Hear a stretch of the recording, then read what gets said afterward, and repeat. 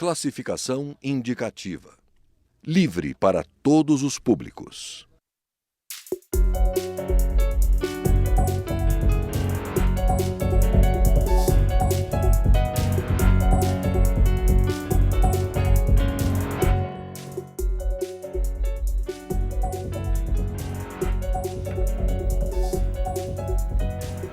Olá! O Palácio do Planalto planeja uma campanha publicitária para avisar aos nordestinos que este será mais um ano de grave seca. Desde 2012, a região sofre sem água. É a mais grave crise de seca desde a de 1910 a 1915. De acordo com o ministro da Integração, Hélder Barbalho, a situação é tão grave que algumas cidades, como Campina Grande, na Paraíba, podem ficar sem água para consumo humano a partir de abril. A Câmara dos Deputados tem discutido soluções para o problema e o Câmara Debate, da Rádio e da TV Câmara, vai discutir essas propostas com os deputados Gonzaga Patriota, do PSB de Pernambuco, e Odorico Monteiro, do PROS do Ceará, integrantes da Comissão Externa da Transposição do São Francisco. Deputados, qual é a situação hoje? Os senhores participaram, acompanharam aí as obras da transposição do São Francisco. Oficialmente, ela só será inaugurada em 2018. Como é que está a situação hoje? Quer dizer, ela já tem algum resultado nesse combate à seca? Como é que está essa situação? Deputado Gonzaga Patriota. Tem alguém que não gosta de Deus, mas Deus, quando fez o planeta, que fez o Brasil, esse continente, deixou o Nordeste ali, disse, esse Nordeste não vai para canto nenhum, porque não tem água. E Deus, com sua força, mandou o Rio São Francisco, que nasce aqui no Sudeste, lá para o Nordeste. Faltou a sociedade, principalmente a nós, políticos, criar juízo e conservar esse rio, que não conservamos. O Rio São Francisco, ele tem hoje quase a metade dos afluentes inativos. Ele tem uma queda a cada ano que se passa. O Nordeste precisa dele e ele deveria, há 400 ou mais anos, já ter sido integrado, como a gente vê, nos Estados Unidos, isso foi feito. Não tem mal que não traga um bem. Há poucos anos, quando se começou a interligação do Rio São Francisco com Pernambuco, Ceará, Rio Grande do Norte, Paraíba, nosso bispo, aqui de Barreira do Oncap, foi lá fazer uma greve de fome. Eu disse, não deixa, porque na hora que tirar a água do Rio São Francisco, vão atender um projeto de minha autoria que ficou aqui na Câmara 20 anos parados, que é a interligação do Tocantins com o São Francisco. Vão cuidar, como estão falando agora, o novo Chico, para ver se cuida dos afluentes, ver se melhora o próprio rio, assoreado como está, o estrago de águas que tem aí, e nós estamos vivendo uma das piores secas. Eu vivi uma de perto já como deputado, 83, 84, até 85, terrível, mas foi menor do que essa. É porque naquele tempo a gente não tinha a potência que tem no Brasil hoje. Eram frentes de emergência, eram mulheres trabalhando com a carrocinha na mão para fazer açudes, e o povo sofreu muito mais do que está sofrendo hoje, que tem um carro-pipa, tem alguma coisa para se fazer. Agora, a gente tem, e essa comissão nossa está atenta, olhando, correr para concluir esses dois eixos que tem, o leste, lá de Floresta, que vai para Paraíba, para o Agreste Pernambucano, 70 cidades sem água, e o norte, que sai de Cabrobó, estive lá com o Dorico, para o Ceará. Falta coisa pouca, tem dinheiro, falta um contrato de emergência e o Dorico vai falar sobre isso. Então, deputado, a gente vai ter que esperar até 2018, o Nordeste vai esperar ou isso já está se encaminhando? Vânia, veja, nós temos aí 5 anos de seca, realmente, no caso do Ceará, talvez seja aquela seca mais duradoura. Eu queria abordar ela em 3 dimensões. A primeira coisa, eu acho que é a questão social. Nós temos aí uma situação de seca que hoje o grande desafio é água para abastecimento humano. Não tivemos aqui o flagelo, um conjunto de políticas sociais mitigou esse efeito do ponto de vista social. O desafio, como falou o nosso deputado Gonzaga Patriota, é a questão da integração das bacias. Não só essa integração com o São Francisco, que ela é importante e estratégica, mas dentro de cada estado você integrar as bacias receptoras, que envolve desde a revitalização dessas bacias, que é um conjunto de políticas sociais, como verdadeiramente conseguir fazer a água chegar. Eu sempre digo que a água do São Francisco já saiu do São Francisco, que é uma coisa importante. O trecho norte, que é esse importante para o Ceará, ele sai de Cabrobó, em Pernambuco, e vai até Jati, no Ceará. Esse trecho são 3 estações elevatórias, é uma obra gigantesca, porque envolve essas estações elevatórias, cada estação dessa é preparada para 6 bombas, cada bomba dessa, só para você ter uma ideia, uma bomba dessa dessa estação elevatória de Cabrobó, são 12 metros cúbicos por segundo, que é o que abastece a cidade de Fortaleza todo dia. O consumo da cidade de Fortaleza, só uma bomba dessa tira a água do São Francisco e joga já na transposição. Qual é o problema hoje concreto, né? No caso da transposição?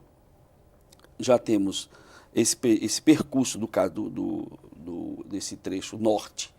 São duas estações que estão funcionando e uma terceira que precisa funcionar para que a água chegue no Ceará. E aí estamos enfrentando um problema ligado a uma construtora que estava participando da obra, teve um problema judicial, e agora estamos com mobilização da nossa bancada do Ceará, a bancada do Nordeste, mobilizando o TCU, mobilizando o Ministério da Integração, para que a gente possa fazer o mais rápido possível um processo licitatório, que essa obra seja reiniciada, para que a água chegue o mais rápido possível, e aí é ideal que chegasse aí março, abril, no Ceará. Por quê? Porque se realmente o ano de 2017 foi um ano de seca, no caso especificamente do Ceará, a região metropolitana de Fortaleza, que é um contingente de 4 milhões de pessoas, pode estar em colapso total de água. No caso do Ceará, hoje, você já tem mais de 150 cidades que estão em colapso, cidades, inclusive, que na região urbana da cidade são perfurados centenas de poços e que muitas vezes todos eles sem água, porque a seca também, o subsolo fica com água escassa. Então, eu diria para você que hoje esse é um grande desafio. Nós temos que pensar, entender que essa integração não vai trazer nenhum sacrifício do ponto de vista do próprio São Francisco, tanto pela matriz energética, porque parte das nossas barragens, elas são barragens para gerar energia, por isso que nós temos que jogar água no mar, porque essa água que a gente joga no mar, ela é para rodar as turbinas, por isso que a gente tem que entender que a questão da segurança hídrica está ligada também com a matriz energética, por isso que cada vez mais que a gente tenha energia solar, energia eólica, né? Inclusive essa matriz eólica, que o Nordeste também é um grande produtor, faz com que a gente possa ter mais água para o abastecimento humano e desenvolvimento econômico. Por exemplo, o Ceará, não só a questão da seca, né, atinge ao abastecimento humano, mas, por exemplo, nós temos plantações importantes hoje do agronegócio, melão. O Ceará é um grande produtor de melão. Por quê? Porque não chove, a fruta gosta de água e sol. E com isso, a gente tendo água, a gente pode produzir melão, banana, frutas, que isso é uma matriz econômica importante para o desenvolvimento também nosso. Então, nós temos que pensar também que essa água, no futuro, ela vai para abastecimento humano e desenvolvimento econômico. Por isso que a outorga que foi dada para essa transposição do Ceará são de 26 metros cúbicos por segundo. Mas toda a estrutura que foi produzida para 90. Porque com esses 90 metros cúbicos por segundo, no futuro, nós vamos ter água para abastecimento humano e desenvolvimento econômico. Por isso que também se torna importante essa integração com a bacia do Tocantins, porque aí você estabelece aí uma tranquilidade secular para o Nordeste. Agora, os últimos estudos, até o Conselho de Altos Estudos aqui da Câmara dos Deputados discutiu esse tema muito profundamente, houve uma publicação. Uma das orientações, uma das ideias dos cientistas é que é preciso desenvolver uma cultura de convivência com a seca, que não adianta a gente ficar brigando com ela, né? A seca, ela está piorando, mas ela é uma condição que existe no Nordeste desde o Brasil colonial. Se pensa em algumas políticas, tem políticas nesse sentido sendo implementadas, deputado Mozart? O presidente Michel Temer lançou agora com o Hélio Barbalho há pouco tempo o Novo Chico. O velho Chico está sendo transformado no novo Chico. É exatamente a política de você ajudar o Rio e a sociedade, principalmente da região Nordeste, conviver com ela. Os governos, desde o presidente Lula até agora, vão gastando 12 bilhões de reais por aí, ou vão concluir com esses dois eixos de tirar água do Rio São Francisco para atender essa região, que tem que tirar. Tem que tirar, senão acaba o Nordeste. Por outro lado, a gente precisa de talvez 2 bilhões ou 3 para levar água do Tocantins para o São Francisco. Tocantins tem, hoje, 10 vezes mais água do que o Rio São Francisco. São Francisco hoje está com 700 metros cúbicos por segundo. O Lago de Sobradinho, que é o maior lago artificial do mundo, tem hoje 10% no máximo de capacidade. Em dezembro ele chega a 2 ou 3% de capacidade. Precisamos exatamente nessa orientação, nesse trabalho com a sociedade para não gastar muita água também, fazer essas duas coisas. A gente precisa urgentemente fazer os estudos, ou a gente já tem lá da bancada do Ceará, do Raimundo Gomes de Matos, uma emenda no orçamento de 600 milhões de reais para essa interligação de Tocantins com São Francisco. O ministro Helder tomou conhecimento, estive com o presidente Michel Temer, interessado em ver isso caminhar, mas no Ministério não tem 10 ou 12 milhões de reais para fazer os estudos, para saber por onde vai, quanto vai gastar e quando vai fazer. Porque não adianta a gente terminar esse trabalho, que ele foi lá comigo, a comissão, porque não vai ter água no Rio São Francisco daqui uns dias para mandar para canto nenhum, nem para o Ceará, nem para Pernambuco, nem para Paraíba, Rio Grande do Norte, se a gente não fizer essa interligação. Então tem essas duas coisas que têm que ser feitas. É importante, urgentemente, que a gente termine esse canal e concomitantemente já se estude a interligação, porque as chuvas que caem aqui de Minas Gerais, a própria Bahia, Pernambuco, não são mais suficientes para encher o Lago de Sobradinho, que é um lago que se acaba em 4, 5 meses, só soltando o mínimo para o abastecimento dos projetos de irrigação que a gente tem abaixo de Sobradinho, além das cidades que a gente tem. Por isso que é importante que a gente faça conviver com a seca, mas ao mesmo tempo não pode se dispensar desse trabalho de interligar Tocantins ao São Francisco. Pois é, deputado Dorico, o senhor citou a cultura do melão, por exemplo. Nas atividades econômicas, hoje há uma preocupação de conseguir conviver, criar uma harmonia entre a falta de água e... Então... Porque nunca vai ser muito abundante, né? Mesmo com essas obras todas, entenda, o Brasil está ficando mais seco. Não, né? me entenda. Na realidade, nós precisamos de ter um projeto estratégico de convivência com o semiárido. Então, isso envolve... A grande maioria da população hoje mora nas cidades. Então, por isso que o abastecimento humano é estratégico. E aí envolve a transposição. Nós precisamos revitalizar as bacias receptoras, ou seja, as bacias que vão receber água. Se você pegar o Rio Salgado do Ceará, ele vai ser uma bacia receptora, porque aquele rio que é seco o ano inteiro vai passar a ser perene. Envolve, por exemplo, obras de saneamento nessas bacias que precisam ser revitalizadas. A questão de ter claro que a gente pode ter água para o abastecimento humano e desenvolvimento econômico. Por quê? Porque na convivência com a seca, nós precisamos fazer aquilo que é mais estratégico para ela. Então, culturas de irrigação, que você precisa de pouca água, que ela é altamente direcionada e que você tem uma produção alta e intensiva, gerando emprego, o melão gera 1 emprego por hectare. Se você tem uma fazenda, o município nosso lá no Ceará, o município de Capuí, tem uma fazenda que tem 4 mil hectares de melão. São 4 mil empregos. E exportando fruta para o mundo inteiro. Então, isso é importante, que você pensa sempre integrado. Por outro lado, você tem um conjunto de obras que precisam ser realizadas para as barragens locais e regionais. Por exemplo, no Ceará nós já temos o Oroz, que foi inaugurada por Juscelino Kubitschek, tem o Castanhão, tem um conjunto de outras grandes barragens que é que dá a garantia de abastecimento e tem um conjunto de novas barragens que precisam ser construídas.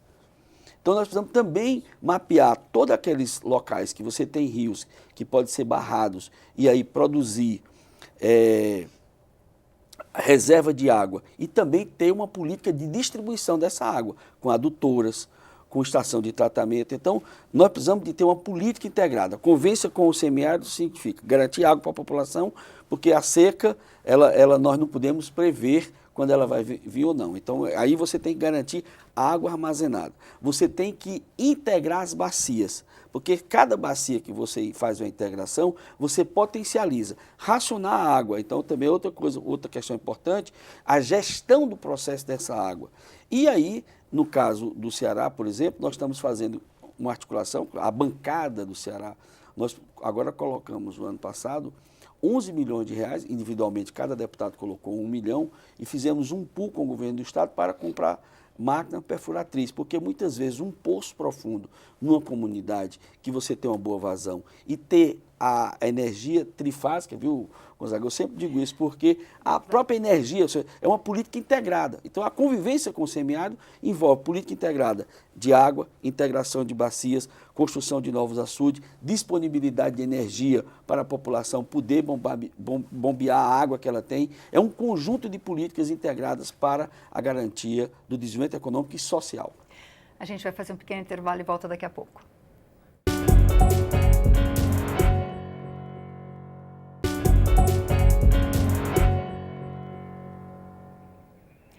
O Câmara Debate está de volta. Hoje nós conversamos sobre soluções para a seca com os deputados Odorico Monteiro, do PROS do Ceará, e Gonzaga Patriota, do PSB de Pernambuco. Deputados, os cientistas têm alertado que o Nordeste tem sido gravemente afetado pelo aquecimento geral do planeta. O clima já aumentou quase 1 grau. E o Nordeste, sobretudo o Ceará, como o senhor estava explicando, o semiárido ele é formado pela caatinga, que é um bioma muito delicado e que está sendo muito destruído. A agricultura, durante muito tempo, ela desmatou a caatinga, ela acabou com a caatinga. Existe algum projeto de recuperação do ambiente para minimizar essa questão da seca? Olha, existem vários projetos. A gente tem as matas ciliares em Pernambuco, tem muitas matas que foram desmatadas para plantar cana. O próprio Rio São Francisco, ele tem um grande projeto. Não é preciso você plantar nada, basta você colher. Eu moro em Petrolina, 50 metrinhos do rio, tenho lá 20 e poucos, 30 anos, que eu nunca desmatei, a frente da nossa casa está cuidada. E os outros não cuidam. Falta exatamente um programa de educação, tem que se ver isso aí. Os governos têm que ter parcerias. Eu acho que o país está quebrado, mas esse dinheirinho que vai gastar nessa divulgação da seca do Nordeste, isso não é nada para conscientizar, principalmente as pessoas mais jovens, de que devem cuidar. O que se não pode é gastar bilhões de reais, como se gasta com carros-pipa. Aquilo é uma vergonha. A gente tem água bastante no Nordeste quando chove, e essa água a gente não sabe aproveitá-la, não sabe conservar onde ela vai, como ela fica. Do governo de Lula até o governo de Dilma, teve um grande programa de cisternas. A cisterna enche com as chuvinhas que chegam por lá e com 3 meses não tem mais água, porque não há conscientização de que isso deve ser feito. Então eu acho que a gente tem que aproveitar e ver que é uma região que ficou totalmente desprezada durante toda a sua existência na população, por falta de se cuidar, de se debater, se orientar como fazer. E eu acredito que isso possa acontecer agora, depois que a gente chega no pico da seca e da falta d'água no Nordeste. Deputado Odorico, como é que a caatinga é o bioma mais delicado que nós temos no Brasil, né? Tem algum programa para isso? Não, no seu estado, só. Como é que o senhor vê esse problema? Eu acho que a questão do bioma do semiárido, o bioma da caatinga, realmente nós não conseguimos ainda fazer uma política pública que aí envolve uma parceria entre a União, os estados e municípios. Eu acho que esse é um grande desafio, porque quem é que vai cuidar dessa política? Nós não conseguimos ainda fazer uma política integrada. A União não tem condição de ir nessas regiões fazer, você tem algumas reservas. Eu acho que essa questão hoje do programa de revitalização do São Francisco, dentro do processo de transposição, ocorreu parte de Minas Gerais até a Bahia, mas nós precisamos agora ter uma política integrada, inclusive com as bacias receptoras, envolvendo desde a questão, e aí envolve manejo, né? Toda a nossa cultura extensiva, no caso do Ceará, ela termina tendo uma relação ingrata com a natureza, porque você precisa desmatar. Eu acho que o IBAMA tem feito mais uma atividade reativa, muitas vezes, na relação com a população, do que uma grande política integrada, digamos, de preservação do bioma da Caatinga. Eu acho que essa é uma dívida que nós temos de políticas públicas concretas no caso do Ceará. Há um esforço grande hoje do Estado de fazer a integração das bacias, então aí envolvendo a questão da água, mas essa é uma questão que envolve os municípios, porque queira ou não, em cada município você tem a Secretaria de Agricultura, cada secretaria, cada município você tem mais especializado no manejo e criação, porque dependendo, isso é uma relação também econômica, ela é social, mas a nossa cultura de subsistência do sertanejo é que faz com que ele estabeleça uma relação, digamos, de acordo com a sua região. Se ele precisa plantar mandioca, ele vai desmatar para plantar mandioca. Se ele precisa fazer pasto, ele vai desmatar para fazer pasto. E isso vai criando uma relação, digamos, cruel com a Caatinga. Então nós precisamos de ter uma política de preservação da Caatinga, mas dar as condições para o sertanejo sobreviver. Porque não adianta só você... Então por isso que envolve manejo, envolve, muitas vezes você tem um manejo que ele não destrói. Agora mesmo nós estamos numa situação que não tem nem pasto, né? Porque você tem uma situação... Por outro lado, eu vou dar um exemplo que eu considero importante. Eu tive esse final de semana visitando algumas regiões do Ceará. 2 municípios vizinhos, Quixadá e Quixeramobim. Mesmo com a seca, eles conseguiram fazer uma carga genética do gado, que é uma região altamente produtora de leite. E hoje, por exemplo, a Danone tem uma indústria lá e aquilo você tem tanto os grandes proprietários como os assentamentos. Os assentamentos do MST de Quixeramobim produzem 30 mil litros de leite por dia.